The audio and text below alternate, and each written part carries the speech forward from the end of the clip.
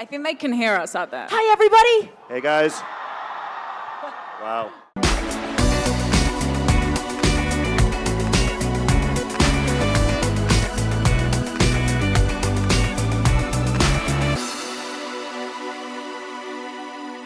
Welcome, guys. Oh, my God.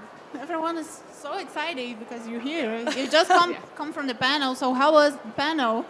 That was crazy. I've never seen anything like it. It seemed like they really responded to what we got to show them. So, You like it? Yeah, they liked it. And you have a... Oh, sorry. You were transmitting everything live on Instagram as well. That was awesome. Yeah, I did about the first 10 minutes, and then I was like, this is too difficult. You cameraman have a tough job. I'm just going to stick to acting. But it was really fun. And how has been Brazil so far for you guys? Did you have eat any food, Brazilian food and anything? Pão de queijo. Pão de queijo. I love it's it. really good, right? Breakfast, lunch, and dinner. Cheese balls. Cheese balls. Can you guys talk a little about what you show over there in the panel? What scene did they show? We showed 15 minutes of the movie that is early on in the film. When the X-Men are sent into space to save a space shuttle that's malfunctioning and to save the astronauts aboard. And while they go to save the astronauts, there is a cosmic anomaly that happens, and Jean goes into the shuttle to try to hold the shuttle together just long enough to get the last astronaut out, and then she's hit by that cosmic entity that is the beginning of the transformation of Jean Grey into the Phoenix. And how the movie is different from the comics? What can you tell us about it? It's very loyal in a lot of ways. The Dark Phoenix comic is my favorite of any comic run in history, and I grew up loving it. X-Men has always been my favorite comic, and obviously has been a part of my life for 13 years now, more than that, 14 years of working on these films. The movie, I think, emotionally is very loyal to the original source material. It's loyal in the sense that it's centered on Jean's transformation into Phoenix, Dark Phoenix, and that transformation involves a cosmic force that comes from outer space, and that there are alien characters. I'm sitting next to the main one right now. That's why I'm wearing green. Exactly. In the movie. And then there are other ways that I really wanted to drill down and focus on the characters and go as in-depth as they did in the comic, which means in the span of a 2-hour or so movie, you can't tell everything that was in the Dark Phoenix saga. And so there's certain things that aren't in the film, but I think fans will see that I myself am a huge fan and geek, and I was just loyal to what I would want to see in a film. Yeah. And Jessica, how is to play an alien? So what can you talk a little about your character for us? I liked playing an otherworldly being. Can I say alien? Yeah, I liked playing an alien. No, it was a lot of fun. Most of my scenes were with Sophie. Yeah, all but one, I think. And I had a great time working with her, and also I really liked the language. The scenes were very well written, and I got to fight some X-Men, so that's fun. And how was that? How is to fight an X-Men? Super easy for me. And I know that we're going to see a lot of the 90s, and I born in the 90s. I'm super excited. What can you tell us about the looks or the fashion, the music, yeah. Well, interestingly, when you look back at the 90s, they're not that different than right now. Like what both of you are wearing right now would work in the 90s. The 90s are trending now, so yeah. Yeah, so it's part of what I liked about the 90s is that I actually think that the style and the fashion and the hair and all of that didn't get in the way of the storytelling and the characters and the emotion and the reality of it. I think in some ways the 80s and Apocalypse made it a little bit larger than life because the hair and everything was so kind of ridiculous in comparison to today. And the 90s, it looks a lot like us. Yeah. And I wanted the movie, I want the audience to feel like connected to the film and like that it's someone in their family or themselves that could lose control and what would happen if someone did. How would they stand by them? How long would they stand by them? What would it do to their family? What would it do to their friends? And that's really what this movie's about. It happens to be fantastical, but that's what it's about at its core. And Sophie, you were talking at the panel about how empowering was to play the Fênix. So can you talk a little about how was this process for you? It was a long process. It started off with Simon and I having a chat in January before we shot the movie, and he kind of explained to me what it was going to be about and the main themes that we really wanted to capture and how grounded and character-driven and emotional the movie was going to be. And so immediately Simon and I kind of started working on like schizophrenia, looking at that, looking at dissociative identity disorder. And we kind of started workshopping things, and I was getting used to, you know, the feeling of having voices in my head and how that can really kind of tear you apart from the inside. And looking at themes of like abandonment and essentially it's what starts inside of her eventually begins to tear everyone else apart in her life, the X-Men, her family, everything. So it's really a journey that she goes on, and it's a very emotional journey, and there's a lot of highs and lows, but it's kind of a beautiful one, and it's a girl learning to deal with the fact that she has something that I always liken to some sort of like addiction, like a drug addiction. It's that kind of thing where she just can't stop. And she's completely out of control, and so it was really fun to play that, but very grueling. And how was the relation with all the cast since you are new in this family? How was for you in the backstage and the behind the scenes with everyone? Everyone was really welcoming. I had met a lot of people before. I'd worked with James McAvoy before. And I felt completely comfortable. So I was all about playing jokes on people. That was like my favorite thing to do in the world. And so Soph and I teamed up, and we made a joke on James McAvoy, which was really fun. Can you tell us? Yeah, so there was a scene where, you know, he's supposed to be levitating in the air, and so he's wearing these wires. Yeah. And it was a very serious scene, and he's very serious. And then once Simon felt that he had the scene and the performance, the next take, as on action, he started to go up. You know the song, the Macarena? Hey, Macarena, na na na na na. That song came on, and the people holding the wires made James do the Macarena as he was going up the stairs. That's awesome. And Soph and I started dancing. We had a good laugh.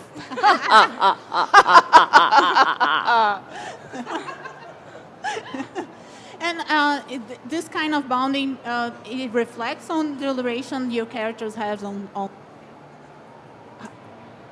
I don't want to hurt her in real life. No, not in real life. She doesn't want to hurt me. No, but I guess in real, I mean. But she tried to be friends with Jen, right? She wants to be friends. I tried to mentor her. Yeah, there's a lot of coaxing from her side.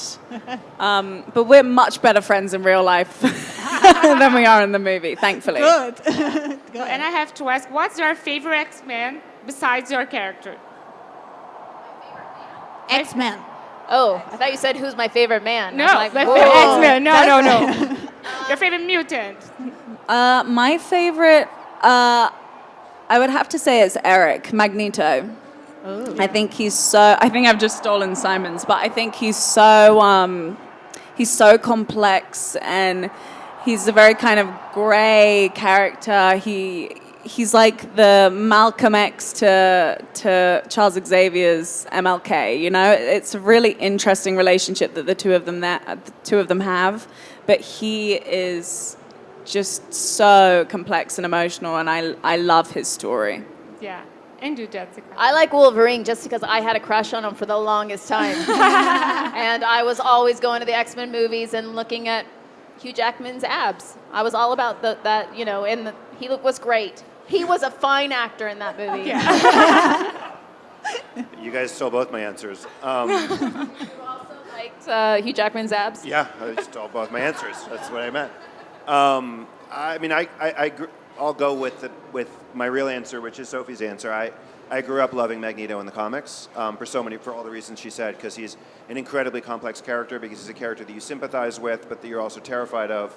And that combination of an amazingly empathic, very humanized, dimensional villain didn't really exist for me in any other comics or really any other movies. So I've always, and also as a Jew, he's a badass Jew, and I thought that was really cool. Doesn't happen a lot, period. Yeah, he is our Jewish superhero. So for all those reasons, I've always loved him as a character, but I also, and I'm not just saying this because Sophie's here, I always loved Fênix as a character because for the same reasons. She's so complex. Yeah. And she's so powerful. She's so conflicted. She's so emotionally sympathetic for the audience and for the reader. That's why I was so drawn to the story as a comic as a kid, and that's why, for me, that was the main reason why I wanted this to be the first time I directed a film, because I just felt so connected and inside the story of Fênix. And the last Dark Phoenix kind of ended of saga in the X-Men franchise, and this one is also kind of an end to this, or do you guys think this could go on? I treat each movie actually as if it has a beginning, middle, and end, because I think even when you're making movies that you have a sense or are going to have sequels, you want the experience of that film to be a complete experience of watching a movie with 3 acts and having a beginning, middle, and end. So this movie has a beginning, middle, and end, but certainly we and I guess, have thought about continuing these characters on and how we would do that. And we have contracts with some of these actors, so that helps. But truly, from a creative standpoint, I just love these characters and I love the actors that we've somehow been able to put together. When you think about the embarrassment of riches of acting talent, Jessica Chastain, Sophie Turner, Michael Fassbender, James McAvoy, Jen Lawrence, Ty Sheridan. It goes on and on and on. So I would love for it to go on and on and on. And how's for you? Have like 2 different women in this movie, a villain and a not so good girl in the lead. She has issues in this film. Yeah. Let's just say issues. That's good. And how is it important for you to play multi-dimensional, women in this movie, especially for the girls? It's really interesting and it's really fun to play multi-dimensional characters. You mean like as in Jean and Dark Phoenix?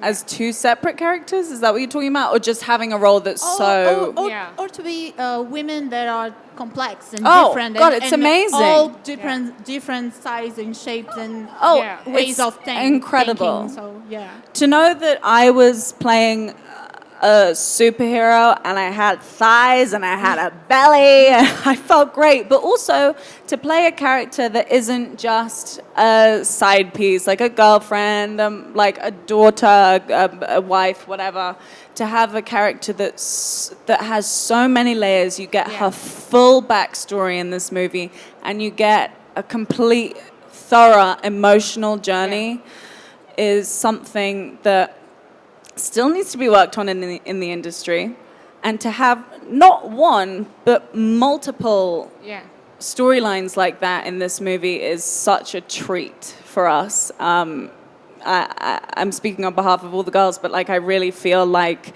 this was a movie that doesn't come around every day, especially for women, and I'm really thankful to have got this because it's a beautiful, beautiful story. And it's perfect for the X-Men because the X-Men are always the comic books that have the best female characters, right? So, right. You have Storm and you have Jean and you have all these powerful girls and they're all so different from each other. So that's amazing. And how it is important as well to have a villain that is a woman, because we always think that you have to be good and you have to be nice and you have to smile, right? Well, I've always played characters that are super complex. I've played villains before. For me, women are complex. We're just like men that way. Yeah. Actually, Shocking, isn't it? I would disagree. That's I would disagree. You're more complex than men. No, that's because you're a man. You're saying that. Because you don't like to talk about your feelings. Right. No, we have the men same. do. Sometimes, some men do, but Oh, some we're going men down a don't rabbit hole wanna now. talk.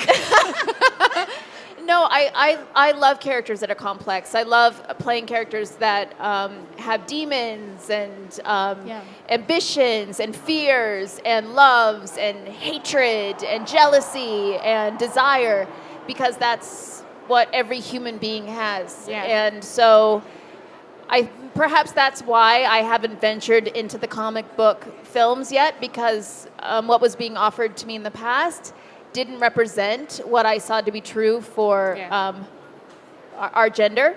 And I was really happy to make this movie because I felt like the focus really was on portraying women the way that they truly are. Thank you so much, you guys. This was awesome to talk to you guys here and to have you here. I think everyone is really happy as well, right? So thank you so much. Thank A gente you. volta já já.